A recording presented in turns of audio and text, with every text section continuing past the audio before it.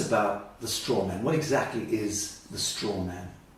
The straw man is your name written in block letters. Very simple.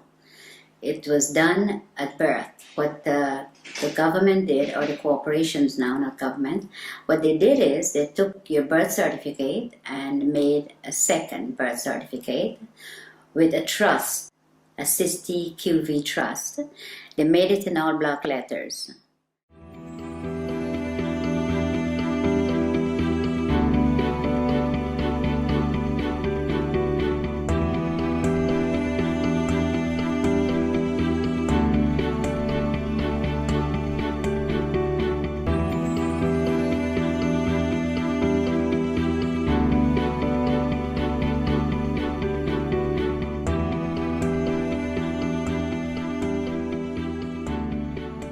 And for them to interact with you, they have to interact with you as a fiction, because they're all corporations. Corporation cannot interact with real people. So they made a straw man. They call it the straw man because it has no soul and is spiritually dead. So let's break this down. You're born in the hospital room. A certificate of live birth is issued. What happens is that she has to register the child's birth. She has to go to the registration office and register. If she does not register, she will be taken to court according to what the law is saying. They take the birth certificate that she registered as an informant then that she has the child, and they made a duplicate in all block letters. She didn't, they did. So they've turned the living child now into a trust, fiction. into a fiction. Trust, yes. Which has a certain value allocated to it. Value, yes. Millions of dollars or pounds. And that trust, let's call it a bond, It because that effectively becomes traded thereafter. Yes, it becomes warehouse bond for money. So every human being that has been registered to the state or the crown by the mother ends up becoming some kind of a bond that is traded on the stock market. Yes. Without you ever knowing it. Yes, without disclosing. And this is happening since the early 1900s. What they've done is really fraud, because they're fraudulently taking your child's birth certificate and make it into a dead entity. The dead entity birth certificate is making billions of pounds or dollars, depends on which country you're in. So your straw man is considered a dead entity, and the corporation can interact with it. If you have to go to court, it's not going to be in your real name because they don't have it. All they have is the dead entity, and they interact with that.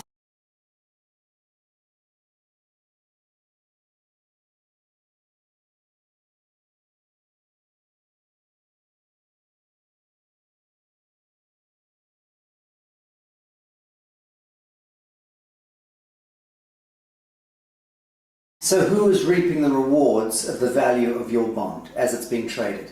I would say the Federal Reserve, which belongs to the royal family, and the HMRC, IRS, these are the people where your money goes once you are registered. The mother register you, that's where the money goes, to them. Okay, let's talk about the difference between your signature and your autograph. Okay, a signature is under the UCC, which is the fiction, the straw man. Your autograph is the real person. So if you go up to a movie star and says, "Can I have your autograph?" You never say, "Can I have your signature?" It's always autograph because you have flesh and blood. Signature is what you're signing every time they can go into your account and take money. And every time you do sign a piece of paper, you can bet that that signature of yours is being monetized, securitized. It is. By the banks, by everybody that you, wherever you sign, credit cards, everything that you sign, they're getting funds off your trust fund from that birth certificate. Okay, so fees and all sorts of things, and invisible costs are being discharged against your birth bond in that sense? Yes. Without you ever knowing about it? Without you ever knowing about it, yes. It was never disclosed to you. All the stuff was done without disclosing, And it's deception, it's fraud, and it's happening every day to everyone that's outside the inner circle. Okay, let's talk about the court system, because invariably your signatures lead you into a courtroom at some point, you know, whether it's for, and under the aegis of the court system, whether it's a marriage, a birth, a death, a registration of land, whatever. So we understand a little about the distinction between the signature and the autograph. What exactly is a court of law? Well, at the moment we don't have a court of law. We have a color of law, which is fiction.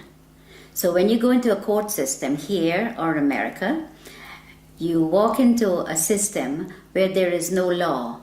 So it is lawless. So when you go in there and you speak to somebody doing business as a judge, there is no judge. You could ask the judge to see his oath. He doesn't have one. He's a cashier. Yeah, he's a banker. A banker. Yes. So when you sign any papers in the court, that's when he gets paid out of your 60 QV trust on your birth certificate. That's where he gets the money. If you go into the court, you still lose because it is not a court of law for you. In a situation like that, when should you use your signature and sign something, and when shouldn't you? There is a special way of, under the UCC, we go back to that, there's a special way of signing without responsibility for your signature. So that if you sign in the special way according to the UCC, you're not responsible for anything that's on the paper. Okay. Now, for the layman, describe UCC. What are we talking about? Okay. What is the UCC? The UCC is a set of codes that was set up over 100 years ago by lawyers. And with the Uniform Commercial Code comes contract law. It's all to do with contract. So we are not under any law. We're just under contract. Someone could call you up and says, oh, would you like the contract with me to get TV license or to get something that you need, and you contract. Telephone, everything is contract, everything. And under the UCC, you do not have to sign. A stamp signature or a typed up signature is considered sign under the UCC. So when you get a letter in the mail and it has no signature, or you just have a stamp signature, then it is considered sign. The UCC is very, very important for people to learn about what's going on with their lives, because we are on the contract law, no other law. There is no law at all. In America, the court system is operated under military. When you walk into a courtroom, I don't care which courtroom, if it's a higher court or a lower court, they're under the military. Now you walk in there and you're not a military member, and you're not told that you've been tried under the military. If you mention the Constitution, the judge says it does not apply in my courtroom. But you don't know what he's saying, because you don't know what they're doing to you when you're there. And all of that language is designed to confuse the hell out of you. Yes, it's designed under the UCC, and they know. They know what they're doing, and they know how to manipulate you. So you're saying all judges are very schooled and versed in UCC? Yes. They're taken to special training schools in order to learn this? Yeah, the president appoints all the federal judges in America.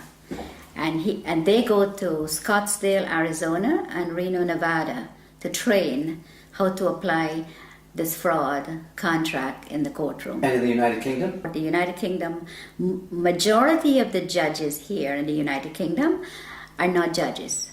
They're just doing business. They might be a retired lawyer. They're doing business as judge. And so-called judges in Malawi and in Canada?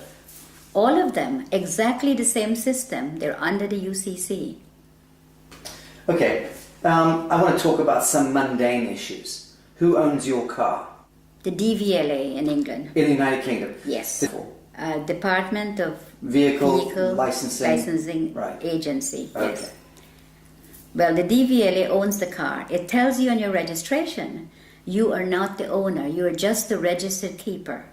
Now, if you look up registered keeper, it says a person who is responsible for taking care of the vehicle pay the taxes, pay the license, pay the insurance, and take care of it. But the DVLA could take it from you anytime they feel like, crush it. They could clamp it. Because once you've registered it, you've handed it over to the Crown of the state. That's right, yes. It's no longer yours. It's not yours, never. So again, when you buy a car, you are invited to defraud yourself by then handing it over to the Crown of the state, unwittingly. Yes, because it's fraud, and they're committing this fraud, and they're not letting you know what they're doing. They make millions, hundreds of millions. The highway belongs to us. They says you have to pay to drive on the road. You don't. The DVLA is just a corporation set up by the Crown. All these corporations are set up by the Crown. The HMRC, the DVLA, they all do the same thing. So if you look carefully at your registration, it tells you right there. And in the United States of America, it's not the DVLA. What's the equivalent? It's the Department of Motor Vehicles. And again, they invite you to Yes. register the vehicle to them. Yes. They become the owner. They become the owner. The only reason to have a license when you drive a car is if you're doing taxi service or doing it for business.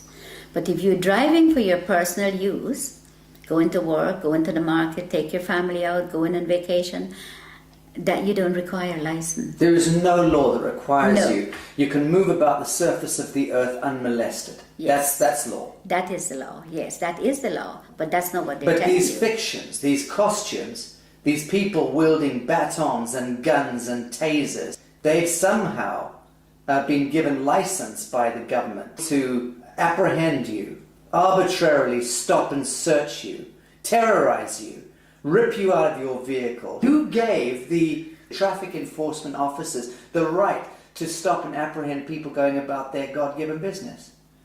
The corporations that they're under. The police are not constables. And the Queen took an oath to represent the sovereign people, which she's not doing. She's now a corporation herself. So the police is under corporate. They're not constables. Constables are the people who that beats the street and get to know your neighborhood and speak to the people. Keeps the peace. Keeps the peace, yes. But they're not constables. They're corporate police. If you call a police officer and you know whose side they're on, if you call a police officer and a bailiff is at your door, they will tell you they cannot come because it's a civil matter. But if the bailiff calls them, they will come. That means that they're not working for you, period. They're working for the parent corporation. They're working for the corporation, yes. They're corporate police. How many of the police do you think know this and understand this distinction? I think 90%. Do you really? I do. I do. In the United States and in And here, yes. Yes, 90% of the police know they're corporate police. They But should- surely then they understand that they are in serious breach of their foundational oath. And they should thereby surely understand that the Queen of England is in serious breach of her coronation oath, Yeah. which requires her to intervene if her parliament or government is conducting any cruel and unusual punishments against the people. And it's my understanding that being stopped going about your business in the street and dragged out of your vehicle and beaten with a baton for whatever reason, that to me by definition is cruel and unusual punishment. Okay, but they're given that permission to do that by the corporation they're in. They are given. If they were not given that permission, they could not have done that. They could not drag you out of your car or molest you or take you to the station for no reason. But it's not a law that gives them the right. It's a statute. It's a technocratic words on paper, statutes that have allowed them contractually to go ahead and beat the citizenry, right? Okay, yes, But it's not lawful. No, it's not. It's entirely not. unlawful. It's legal and it's fraudulent activities, and they're being backed up by their corporate headquarters. So you cannot win because there's always somebody there to protect them, and they know that. So let's drill down into this. A policeman is there and should be able to respond to a living soul doing injury against another living soul. If they witness that, they have every right to intervene. In the same way that you and I can conduct a citizen's arrest. If we see that somebody's being harmed, we should step in and try to intervene. But that's really as far as it goes. They have no business trying to commercialize human beings and penalize us for walking across streets or for not stopping at an amber light or whatever. All of that stuff is just nonsense dreamt up by the corporation. It is. Right. Yes, it is. It's all fraud. Everything they do. And that's why they're giving the opportunity to do this to the sovereign people. Because the sovereign people are ignorant of the Uniform Commercial Code and contract law and how these people operate. They go into the court and they do the same thing. You tell them, don't go, even if you don't go into the court, they still fine you for the same thing as if you go into the court. But if you go into the court and the police takes you there, then you never win unless you know the law. And they know that you do not know the contract law and that you're under contract and you're walking into a trap. You go in there and the police or whoever is going in there with you, it's always they're the ones who win. You never win. Let's, for instance, say you're driving down the street, you have not hurt anyone, and you got stopped by the police. And the police breathalyze you and says, I have to take you in or I have to fine you. Or both of those. Who did you hurt? Who did you hurt? Who are you going to be paying this money to? You didn't hurt anyone. There's no victim. There's no victim. You have to be a victim under the common law. For there to be a crime. For there to be a crime. It's as simple as that. It is as simple as that, because to give you a ticket or to book you and take you to the station, who did you hurt? There is no one that you have hurt. That's just a commercial penalty. It is a commercial penalty. Okay, so we're getting the picture here that the court systems, the justice system, the policing system, all of these systems are designed to commercialize human beings, harvest them monetarily. Yes. Right. Yes. Very, very little of that expenditure, that energy goes towards keeping the peace. Oh, none of it goes towards None. keeping the peace. They don't keep the peace. All they do is they create the problem and then they find a solution. And then sell you that solution. Yes. And then penalize you if you don't accept the solution. That's right. Right. Sounds like a very rigged casino to me. Rotten to the core. It is. And it seems to me that the average human being would, if they understood this, would utterly reject this system. Of course. If they understood it. Of course. But of course most people are completely indentured to it, yes. are mind controlled, Yes. reading the newspapers, watching the television, and repeating verbatim the bullshit that's taught to them. Yes. So the truth is, it seems to me that human beings are not predisposed toward hurting one another. We don't enjoy going to war. No. We don't enjoy No. hurting each other. Yes. In the main, most people get along and just want to get along. Of course. But the systems conspire Yes. with a model of scarcity economics and drive war and disease and poverty. Of course. That's the only way they can make money. When this Prime Minister said she's going to give 300 billion to the common market, where do you think she's getting the money? Not from your wages that you pay taxes on. That's a different set of money. She gets it from your trust fund, from your birth certificate. That's where they get the money to build the roads and do everything you could think of. So they're discharging billions and billions and billions of dollars against our birth bonds without Yes. ever disclosing that to us, Of course. without there ever being an audit or any accounting for it. Of course, because nobody's asking. Right. And even if you do ask, they give you a hard time to tell you about it.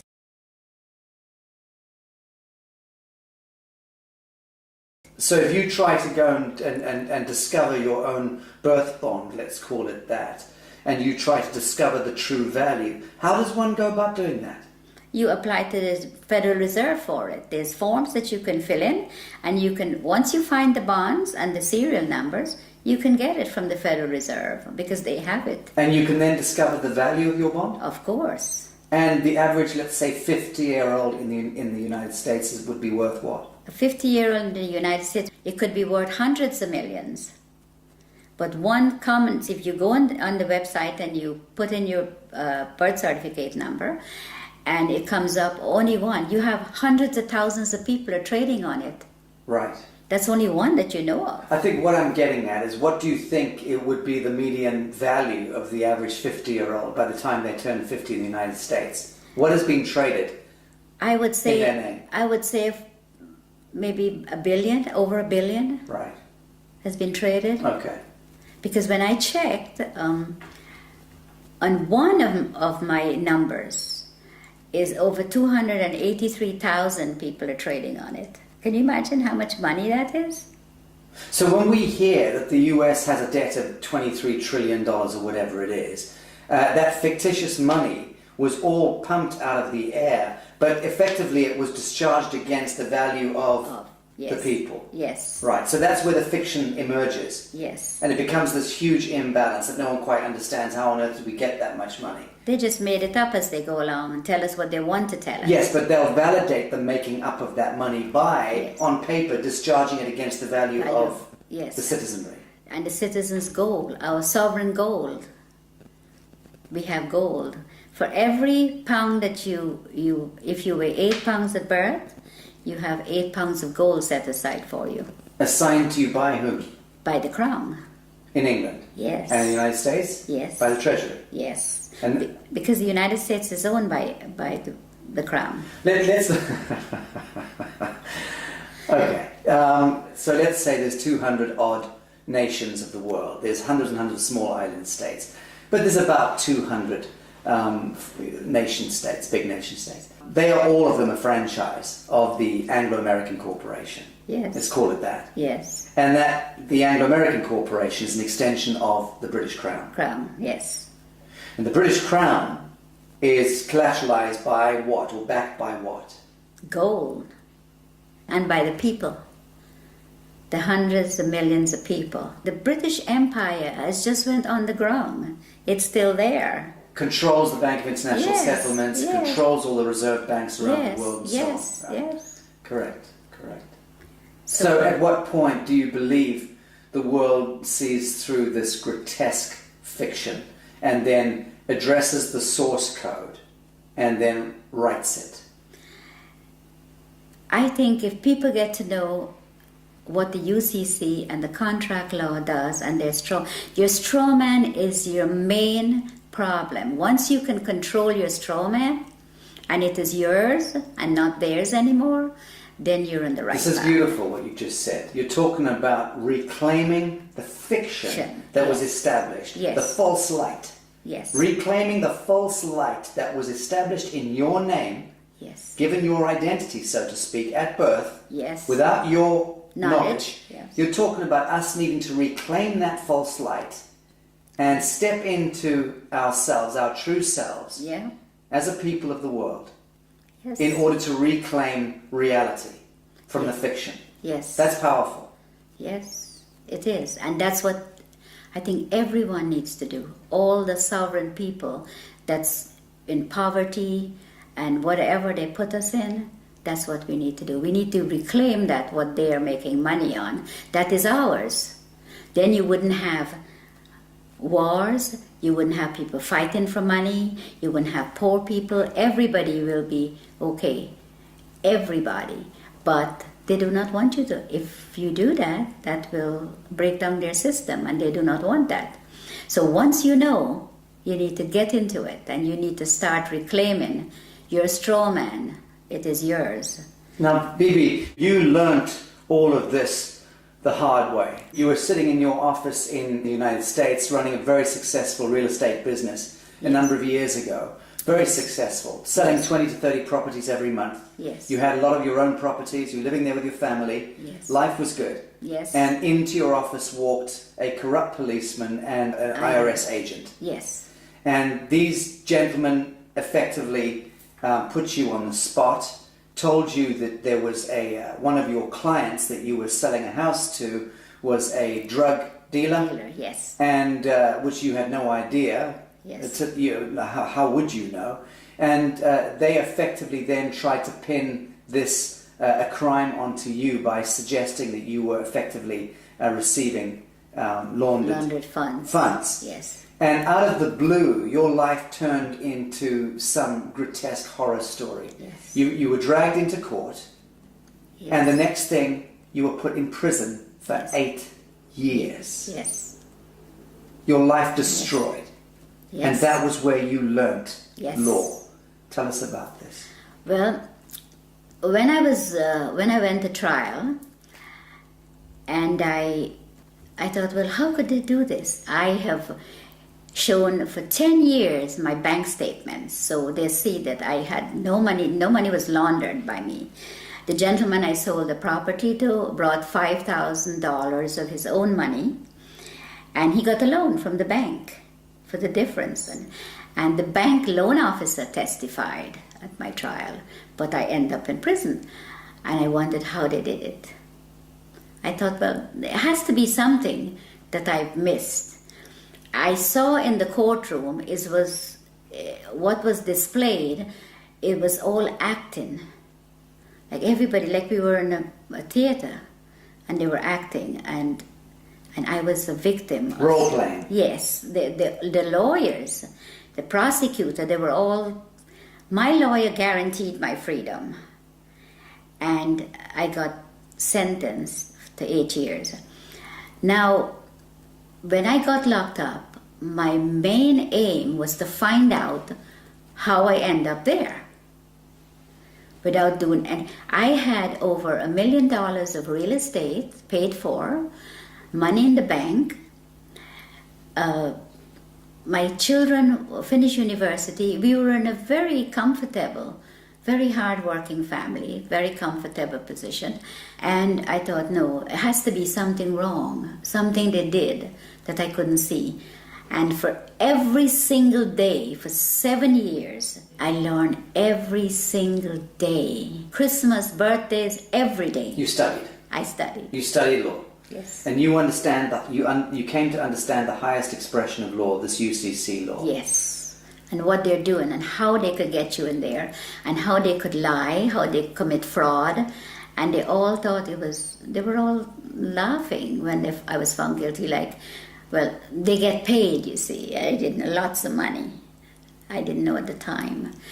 And these people, I was in the prison, and there were hundreds of women that were there that was in the same position as I was. They were tricked into the system. Yes, they didn't do anything. And then once they're in prison, they're having a prison bond issued.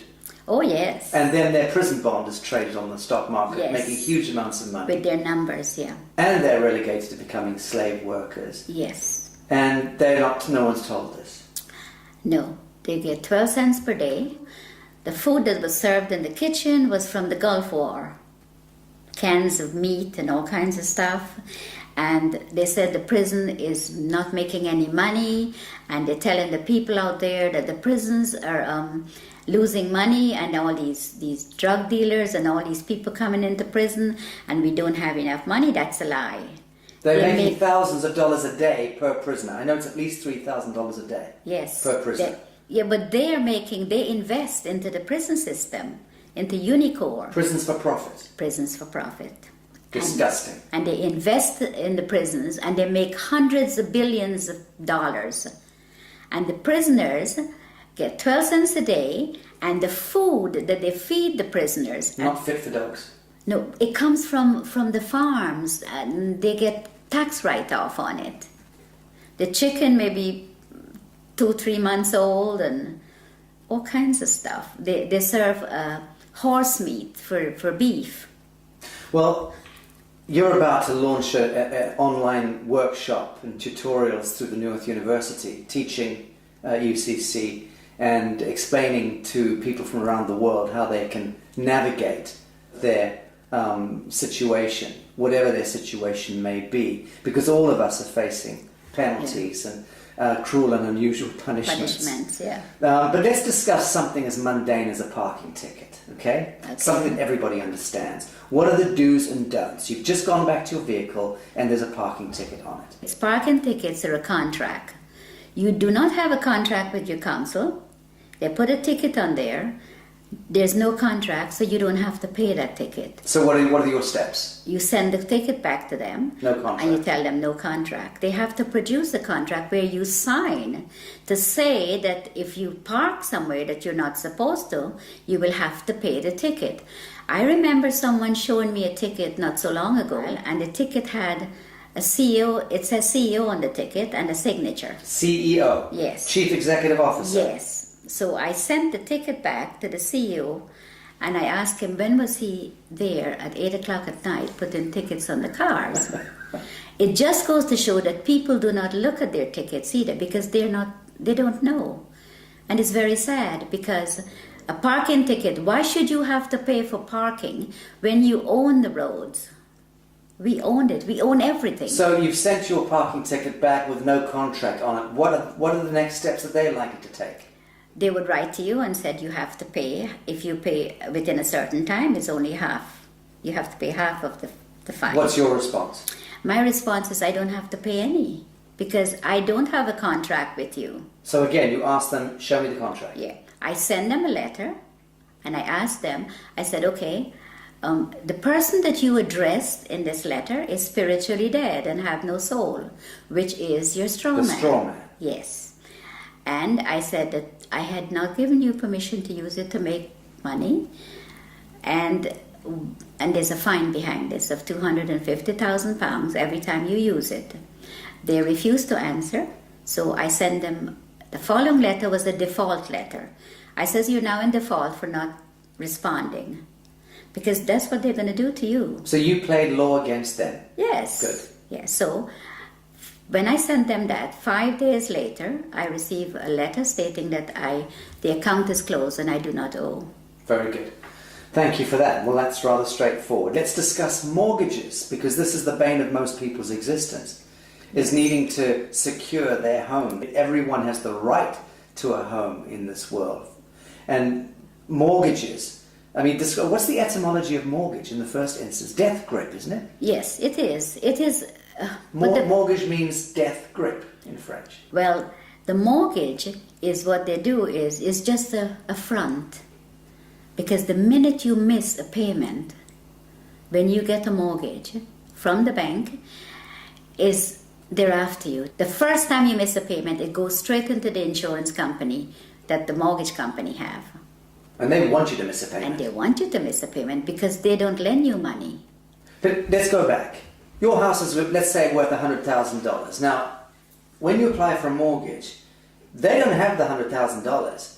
But you come along with your block black capital signature, you sign the application, they then monetize your signature by having $100,000 worth of your value discharged against your treasury bond. Yes. That money they then lend to you, and they double dip because they then get you to pay that money back plus interest. What they do is they don't lend you that. They don't lend you anything.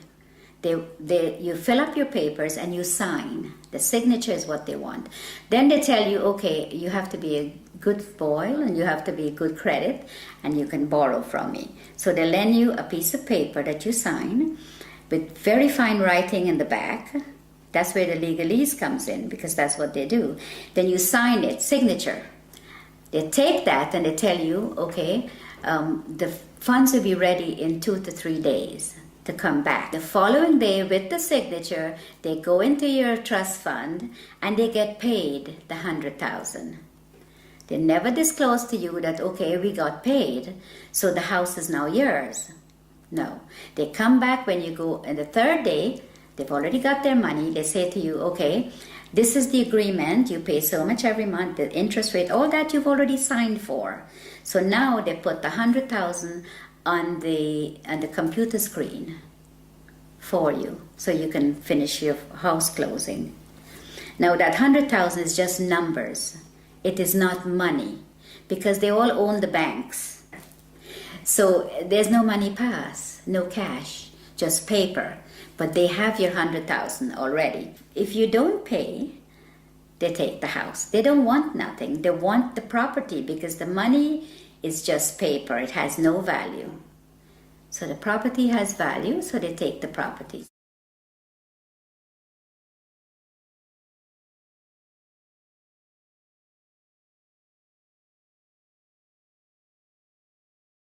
So let's talk about allodium title. What is allodium title? Why is it so important?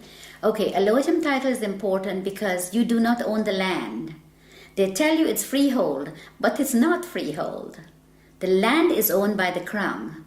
All the land in England. I'm a farmer in Minnesota, and you're saying that my land is owned by the Queen. Yes. I'm a farmer in Mozambique, your land is owned by the Queen. The Queen of England. The Queen of England. She owns all the land.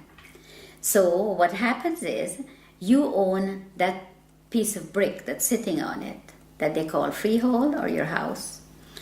You own that. You don't own the land. So the land, the allodium title is to own your land.